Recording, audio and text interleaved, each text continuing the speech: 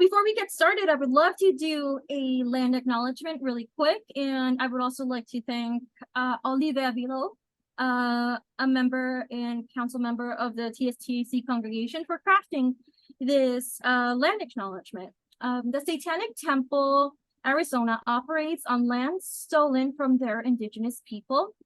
Arizona currently has 22 federally recognized native tribes: the Yaqui, Tohono O'odham, Akimel O'odham, and Sobaipuri, to name a few.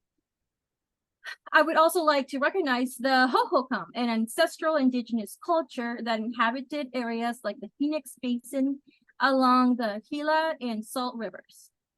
Acknowledgement of the first peoples of these lands and the lasting repercussions of colonization is just the beginning of restorative work towards indigenous people. Through awareness and empathy, we can prompt allyship, action, and ultimately decolonization.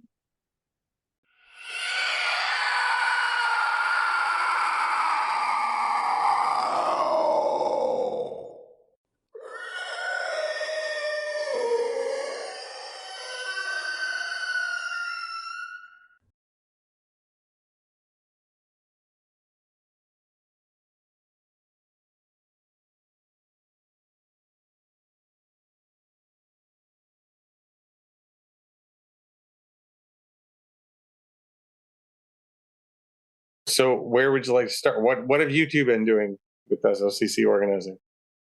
Well, we've been trying to work on the bylaws and the Constitution recently. Like, we're really trying to get it off the ground to actually be like a proper campaign, and then or a proper alliance. It's an alliance, babe. Yeah, and then maybe at some point, someday, making it a campaign down the road, a couple years down the road.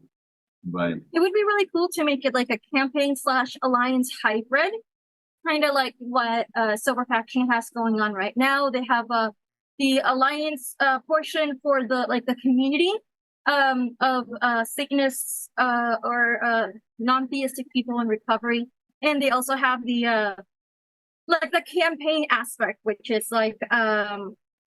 providing services, like signing off on people's court shit, instead of them being sent to like a theistic 12-step program through court. They sure. Yeah. So that's an important thing to let people know is available.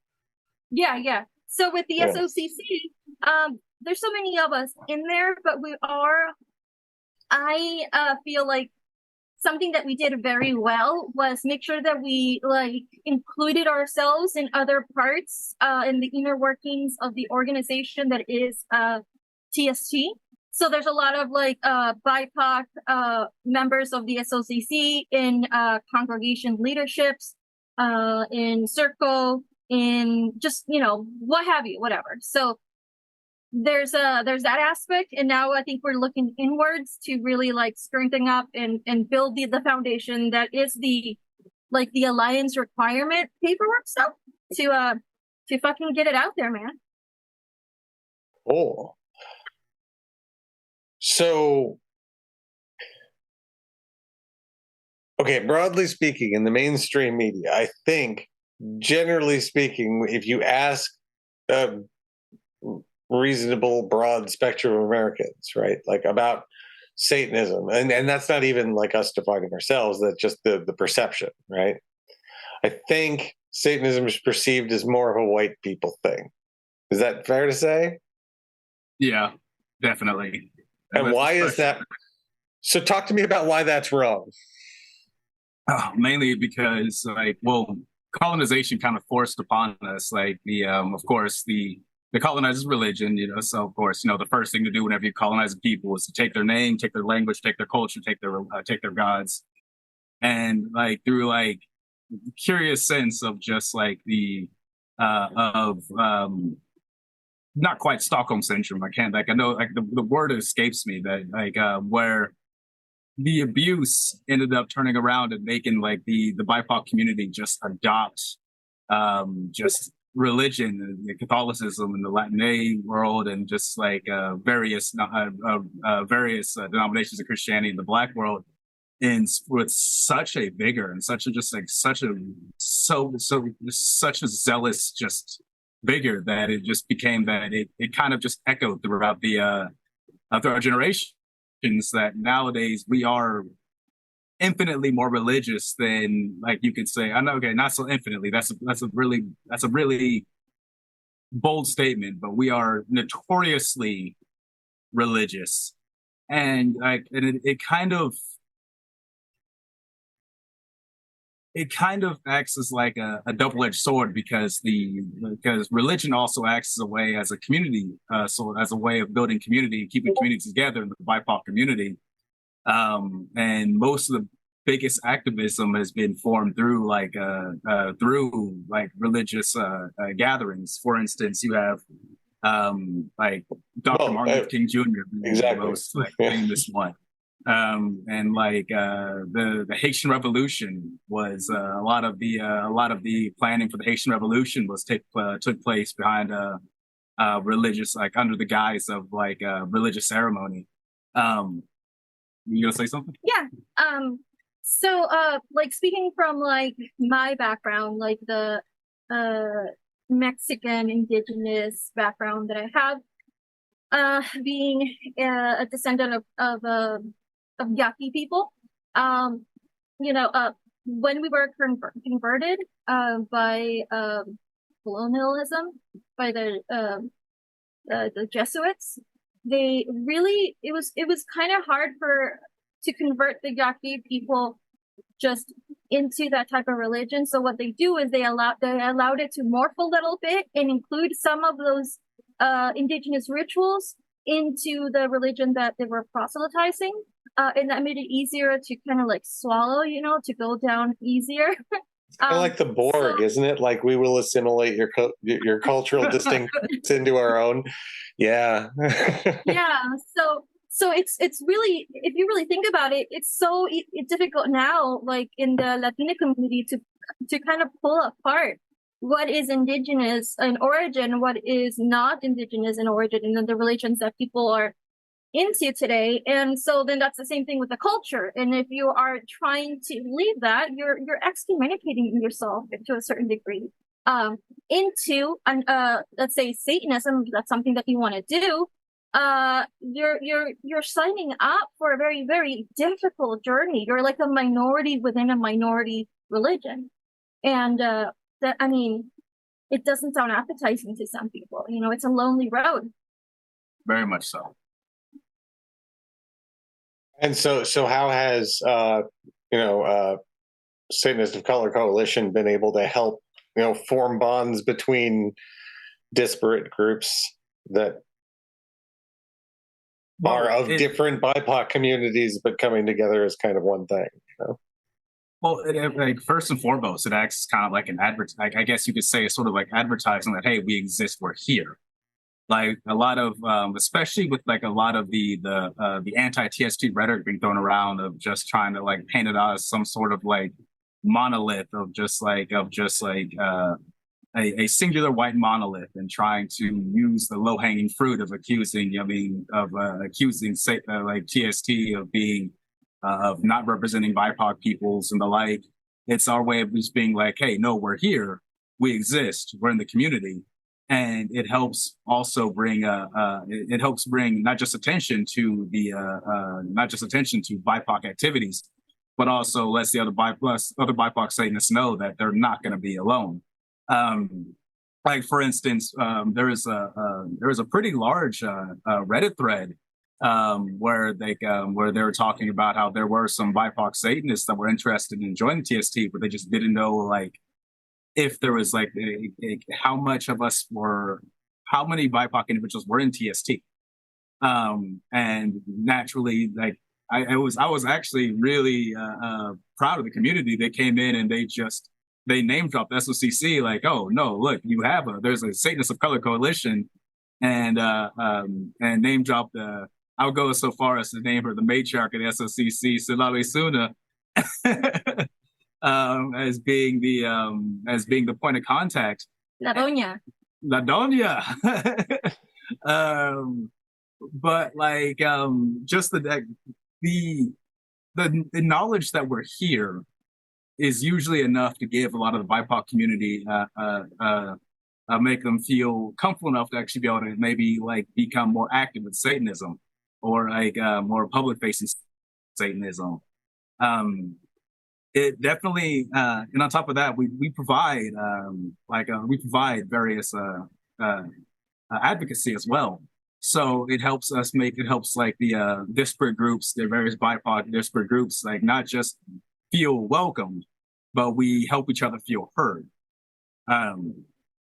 For example, there was a lot of collaboration in projects that a lot of BIPOC people in the SOCC like worked together for SatanCon.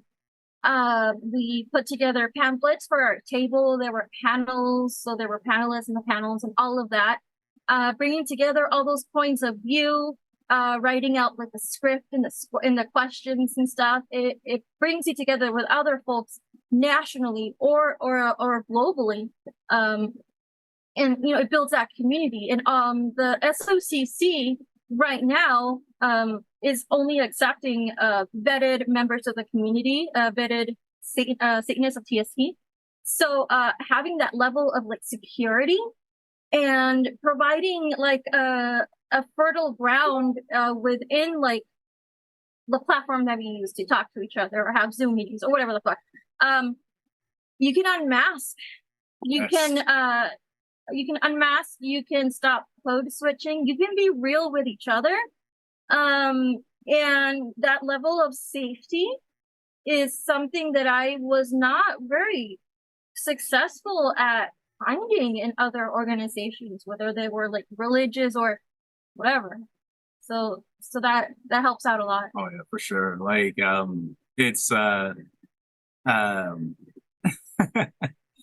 it offers like a way for us to be able to like speak our mind without having to worry about being shut down. Because I know there's I tend to make some people uncomfortable with the level degree of militancy of like how I sometimes come across with like my with the way I try to like speak on the Black Plight. It tends to make me an ambivalent figure. But like in like with the SOCC, it gives me the ability to be able to come out and be able to actually speak my mind on stuff in the way I would want to do it without any sort of fear of being shut down, muted, or misinterpreted. Like so, like to have other BIPOC voices, again, it's empowering. Like it's easy to shut down one of us when it's just one of our voices. The minute it becomes many of our voices, it's harder to turn around and be able to be like, and it's harder to turn around and shut us down. And we also learn from each other. A lot of us had the opportunity to fine tune our like skills, like tool belt, when it comes to addressing these issues that are so important to us. So there's a lot of like, with sharing with one another, we are growing in our Satanism and in our practice of like social justice, activism, fucking BIPOC stuff. Yeah. Yeah, now those two things kind of connect. It's definitely like now more than ever, definitely is when there needs to be different for people with like, there needs to be safe spaces for dissenting voices. All kinds of weird ethnic situation, I think. It's very because like it's the person's political isn't just relegated to BIPOC community. So like it's especially with especially going on like I mean to kind of like stay in the kind of gray area between on topic off topic. I mean especially with the Russo-Ukrainian war going on, which I've been following religiously myself. Like that adds a whole different dynamic to like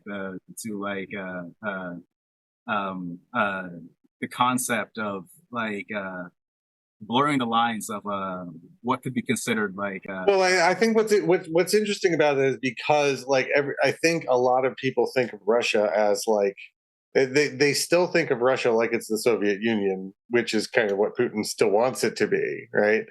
But in fact it's actually like super oligarchic and not that different than the United States right now anyway, right? neo-czars. And I could talk about, like, I mean, right now we're still on the topic of the SOCC, but maybe later on, I mean, I could offer my 2 cents in on the Russo-Ukrainian war. Yeah, that'd be a conversation to look at sometime. But you're right. Let's stay on topic. One of the things that we really are trying to also do, we're also trying to do a lot of intersectionality as well.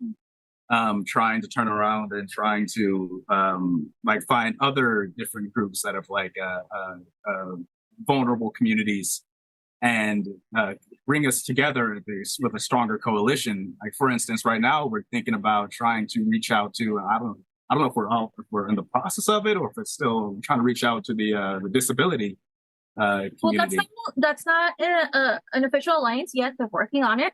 And we've touched BIPOC members of the satanic community. Like, I am part of, I'm really active in the silver faction aspect of things.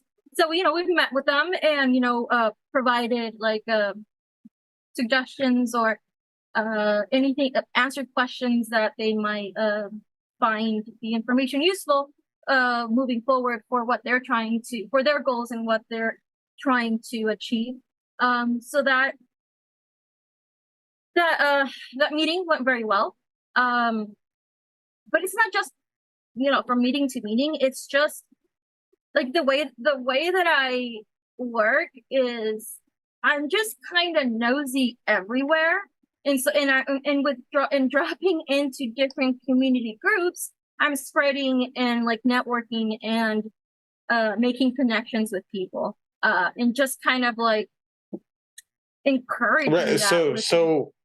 Because of those historical connections between civil rights and the church in BIPOC communities, going into those communities as a Satanist and being say, hey, this is who I am, and it's not. You don't have to be afraid of me. We're working for, you know, some similar goals here. It's got to be something that you can really be some kind of touchstone for you. So how are you working with that? Like, it has to come up, right?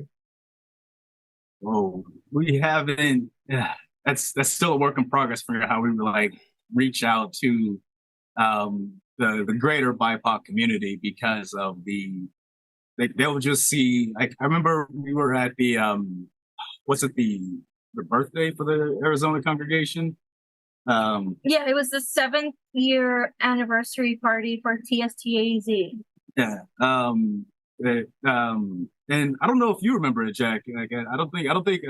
But like, you were there. I know. I know Jack was there. But I'm talking. But like, outside, I was talking to like one brother who came up to me.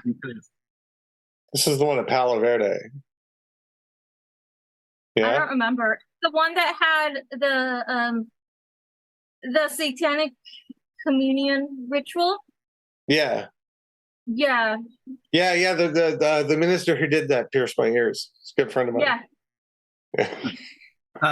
But there was I don't know if you remember, there was a brother in there, like an older brother, who came up to me, and because I was wearing my dashiki that night, came up to me and he asked me, it's like, my brother, it's like Satanism, but you're wearing the dashiki. What is the deal behind that?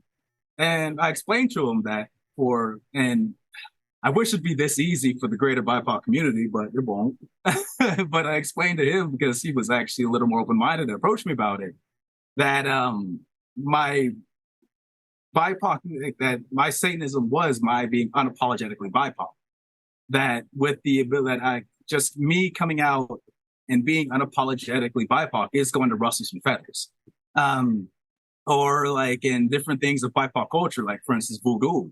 Like talking about voodoo's already going to be accused of being being satanic by like the Christian fundamentalist crowd.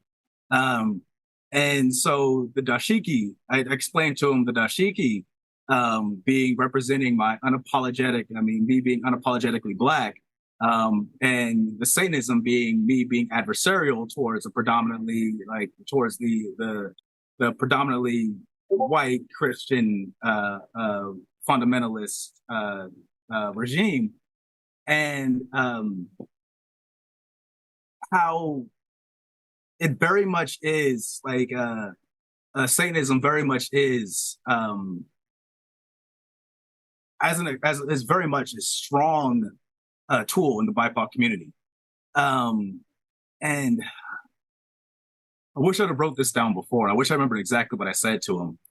But it was like to summarize without getting too like it's just simply the fact that I'm going to be accused of being a dissident regardless for speaking up about BIPOC rights. So I might as well beat them to it. You know what I mean? Attribution, what is it? Attribution versus identification.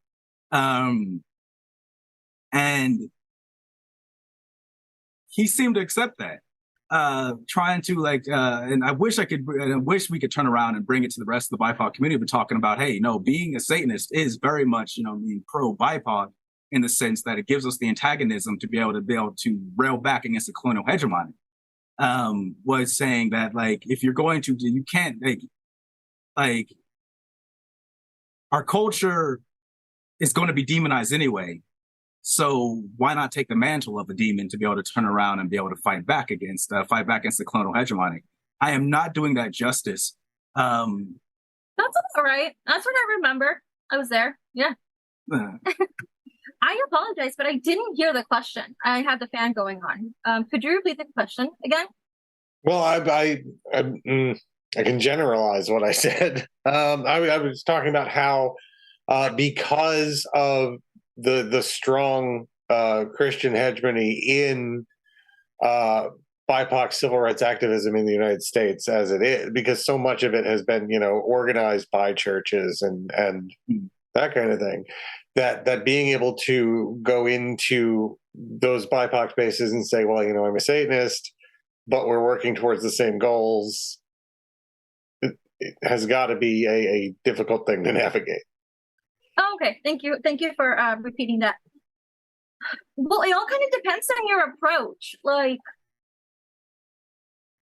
I do things alone most of the time. So I'm just like problem solving on the go type of thing. Like, for example, I volunteer in my local neighborhood because we live in a very like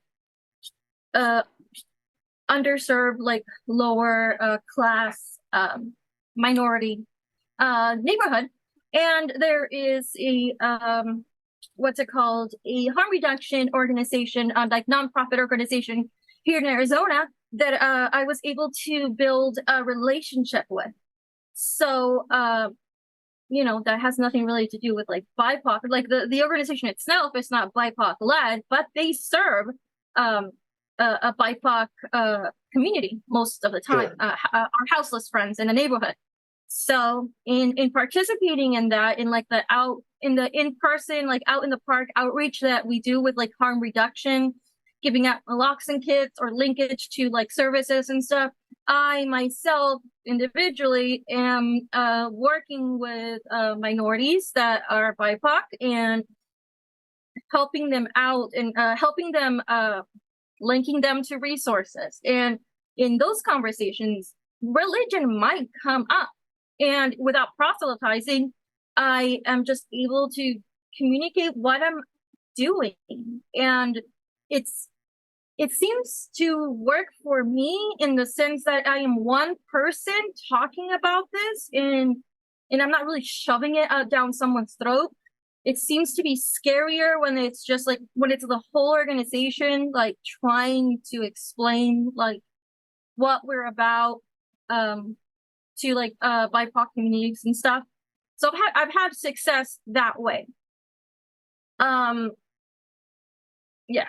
There's also ways to, like, for instance, I found a lot of ways to reach the community, and still working on just pushing it to reach, the greater BIPOC community, but it's still enough to reach the non-Satanist community by reaching out to a lot of other different like counterculture and revolutionary organizations. Like, for instance, the Industrial Workers of the World.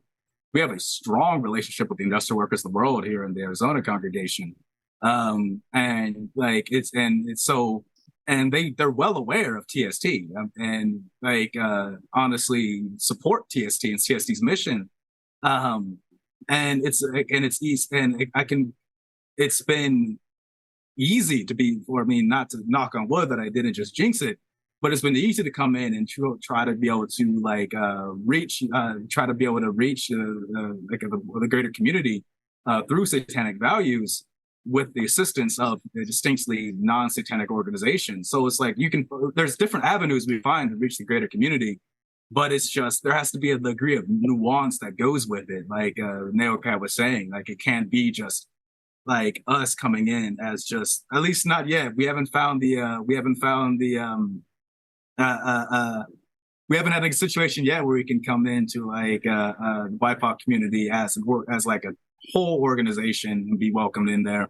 But like it's like on individual effort, we've had more success coming in individually using various avenues. Like, and also like going kind of like on what I was saying earlier, without like naming the group that we're talking, that we started communicating with here in AZ.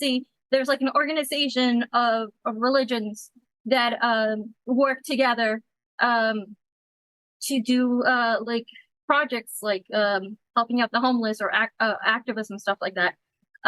Stuff that regular churches would do, they just do it together, you know? So reaching out and trying to become you know, another, in the name of plurality, another religion that is allowed to come in and do some of the good work that they do, you know, that takes time, that takes communicating with the people within the organization to, you know, to be allowed in. But, you know, when that happens, then you have access to a whole new network of people out there that are trying to do good.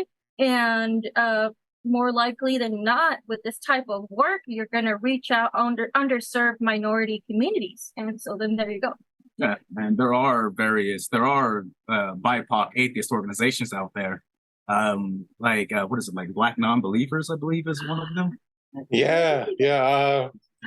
Black. Yeah, I know some people from Black Non-Believers. Yeah. So it's not impossible to reach the BIPOC community. Like Neo'Oki was talking about, like reaching out to various other like religions, because it just kind of like dawned on me that we are in effect building a counterculture, a separate religious community for notoriously religious like BIPOC cultures. It's just like I said, it just takes a certain degree of nuance to try to be able to navigate it and try to build that kind of counterculture religious community. Because even with like I like to think that it wouldn't be the case, but even with like more traditional atheist organizations, I feel like the TST has a certain degree of just like a certain degree of what we're looking for of can't think of the word for it. A certain flavor to it that might initially. I've always thought one of the things, the unbaptism thing always comes to mind, because long before TST, like right when like American Atheist was starting to do conventions and stuff, they did have a guy who would do quote unquote unbaptisms, and he'd have people come up and he'd have a hair dryer, and it was very kind of a a generic 80s sitcom version of what an unbaptism would look like, you know? And did you say a hair dryer? Wait, what? I'm sorry. Yeah. This was a thing. Way back, right, early 2000s. There was a guy who would do unbaptisms at American Atheist conventions, and he would just have a hair dryer and hair dry them off to, undo the water or whatever. It was very simplistic. And then you look at like what TST does with an unbaptism, and it's just like, well, look, there's just a whole lot more symbolism here, but it's the same idea. Like, it's not. And there's there's a lot more artistry to it, because a lot of the early atheists were very, like, especially with new atheism, it's all very science-minded people who aren't very arty, and we've got to have somewhere to put the arty atheists. And I feel like that's where a big chunk of where a lot of Satan's stuff is coming from, which is, I would agree entirely. It's like like when people, like, just from my experience and kind of like what you've been saying, I agree. There are especially, like, for example, in TST-AZ, there are Satanists who become involved in the community, but they're coming more of like that secular atheist, very scientific background. So sometimes, you know, getting into the flavor and appreciating like the artistry that comes with ritual performance, whether if it's like to a wide big scale or just individually, you know, in certain conversations, the words have been thrown out like, oh, it might feel silly, or it doesn't mesh, and that's perfectly fine. But then you got the people out there that like that performance, that woo, and I'm definitely one of them. Psychodrama is a Yeah. wonderful thing. Like It it's great because to go back to like the parallels between like BIPOC and like Satanism is like the psychodrama. Like for instance, like voodoo has a huge like degree of psychodrama. Like you get the drums and you get the rituals and like working yourself up into possession. Yeah, and the like, smoke, and there's a chicken, and you know, it gets weird. Yeah. It is intense, like radical psychodrama. And like to go back to the artsy thing is like there's a lot of like there's a lot of surprising amount of like artists that like who like use like satanic symbology as like an artistic representation of various different Oh, what happened? The same thing happened with Hemet last week. Sorry, I don't exactly remember where we were. We were talking about we were ready to talk about like artistry and like Satanism and like BIPOC artistry. Yeah. Sure. I wanted to. Can I say anything? Yeah. Okay. Cool. Like in my upbringing, I was brought up with going to a lot of festivals in Sonora and seeing all the very lively performances and rituals put on by the Pascua Yaqui people in the capital of Sonora, Hermosillo. And then growing up in the community that had strong ties with Yaqui individuals and seeing that type of ritual even being performed to with curanderas, like to kind of help heal the body, you know, with what they believe and stuff. And there was a shift in my life where that kind of got set aside, and there was more of a focus on like the Catholic aspect of religion in the community I was living in. And I did not like that at all, because it was the Catholic mass, Catholic churches, all of that. It's so structured and like constricting, and like the heavy like messages of like guilt and shame. Everything's in minor keys. Yeah.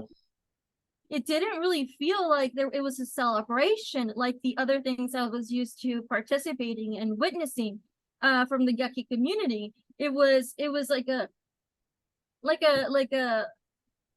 reprimanding the person, kind of like shaming the person through like the singing and what they're saying and all that stuff.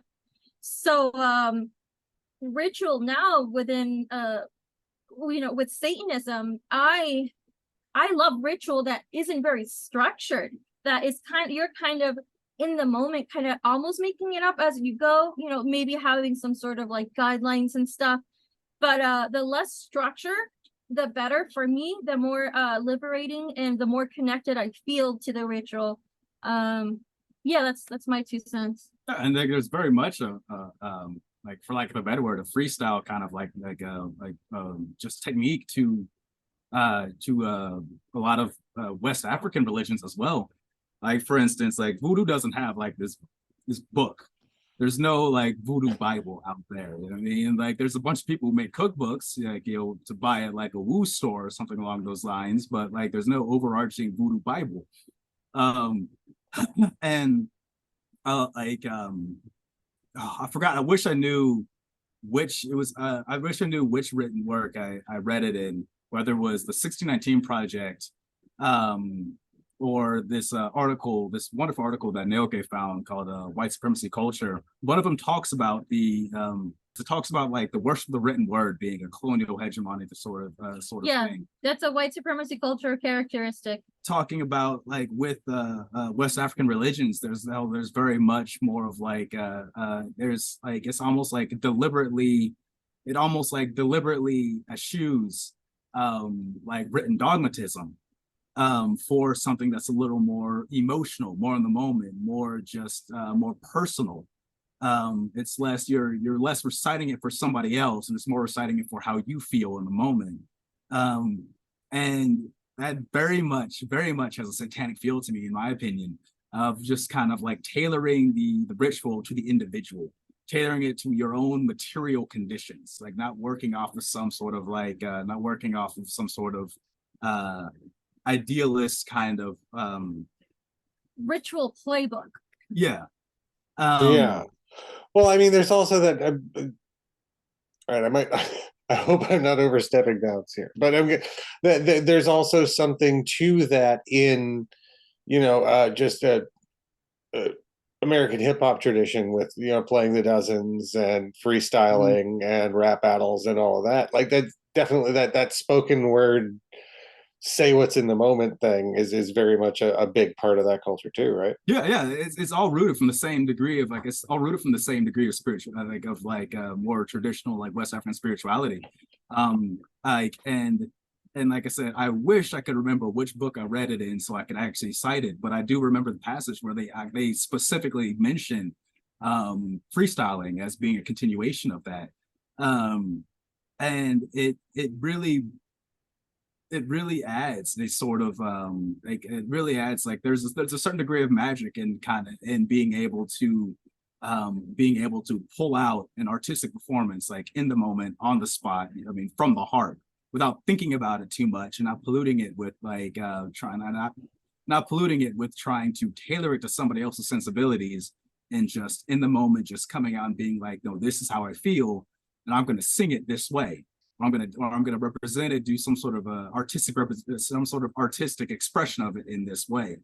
I love it. And it's like Neo'Oki said, it's very much easily just transferred over to like satanic ritual. Yeah. And I was always remembering like as ministers, even though we both share the same type of way that we do ritual, just also remembering that like individual ritual that is done like privately might differ a lot from like a congregation collaborative ritual that we might help put on. Just always making sure that people feel safe, that there's consent, maybe not providing them with a play-by-play of what we're gonna do, but just kind of like, hey man, if you need to tap out, because this might happen, there's a safe area for you over here to kind of like get your bearings and stuff like that. And in doing so, like being compassionate to the congregants, they're there to witness or participate in the rituals. Well, we're a little over time, but I think this has been a fascinating talk about how satanic BIPOC stuff is going. Okay, so if there are people out there who are watching this who are interested in getting more involved in the satanic BIPOC community, where do they go? What do they look for? Where can they find out more? Okay, so when we're talking about SOCC, SOCC is just for BIPOC vetted Satanists within our organization. So if you're one of those people, reach out to La Doña. Yeah, La Doña. You can reach out to Silali Suna. And if you're vetted, she'll let you right into the Slack, and you can get started on being more active with the SOCC. If you're go ahead, sorry. And there's also we do regularly do or try to regularly do different conferences, and so with those conferences, that's another way to be able to actually come in and be able to experience SOCC firsthand in a it might be more of a presentation, but it's still a good way to come in and get to know like who we are and what our mission is. You can go into the archives that of the Minister Temple Tuesday services that they do every Tuesday. You can go into that website, and there is a plethora of services led by BIPOC individuals or BIPOC individuals that are panelists in a service. You can go through that library and watch them, check them out if you're an ally. Also, if you're an ally and at this moment, like, you can't really connect with the SOCC, you can just kind of apply. Well, it starts with introspection. Like, you think about how you want to help out this minority community. How can you leave them more empowered? How can you facilitate that using your access to the access that you may have, or the privilege that you may have? Reaching out to a trusted BIPOC, a member of your community, ask and kind of just getting a temp check, trying to see, hey, I want to help. I don't know where to get started, or is there any education materials, books, stuff like that you can recommend me reading, or just start the conversation. It all starts with a conversation, whether if it's initiated by like the more outspoken BIPOC activists within the community, or you initiating. Just go talk to someone. And if the person that you're talking to declines to help, don't take that personally. And I really like to make that like a focal point when I talk about like allies reaching out, because since there's less of us, and we all have a certain amount of spoons, maybe this person is already working on something and they don't have the spoons to be able to help you out.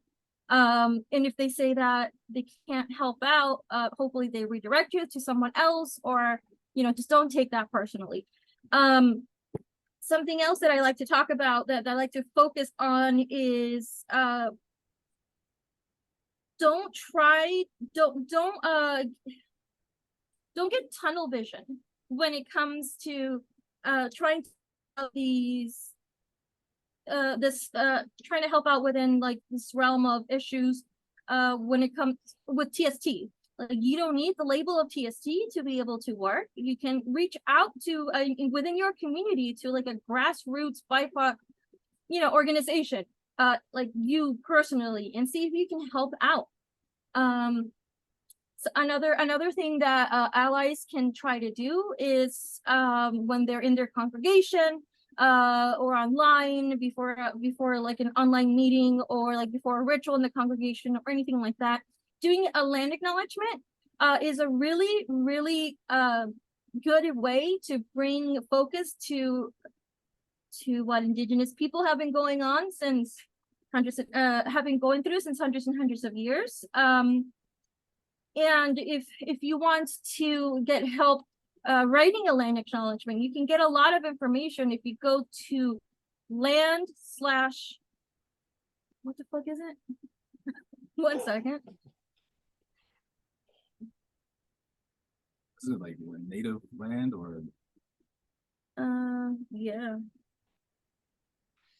give us a minute so we can actually give the correct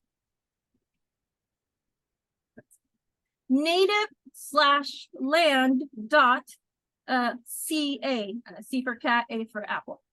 Yeah, that little website can give you like a broad strokes feel of the Indigenous land that you live on, the treaties that may have been made there, or land that has been ceded, stuff like that.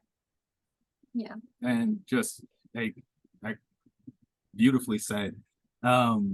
As the SOC evolves, so will our ability to like reach the public, and will evolve with it. Like it's actually part of like what we're writing in the Constitution, the bylaws. So like we can't give a flat answer with how they can really get involved with us right now, because we're still in the process of fleshing out and developing exactly how we're going to deal with like the greater Satanist community and like what avenues we can they can are used to be able to link up with us. But like I can't add any more than she already added a lot of like how you can get involved with the BIPOC experience just independently. And if you and how you already said Silali Suna would be the point of contact for how to get involved more directly with the SOCC with like the limited capacity we are currently able to interact with the community as we evolve and grow and are organizing as a proper alliance. Well, I think that about sums it up. And while I didn't give any kind of precursor, just because you brought that up and decided to kind of wind things down with that, coming to you, just to be fair, this has all been brought to you from the traditional lands of the Tohono O'odham, and I think we'll wrap it up there.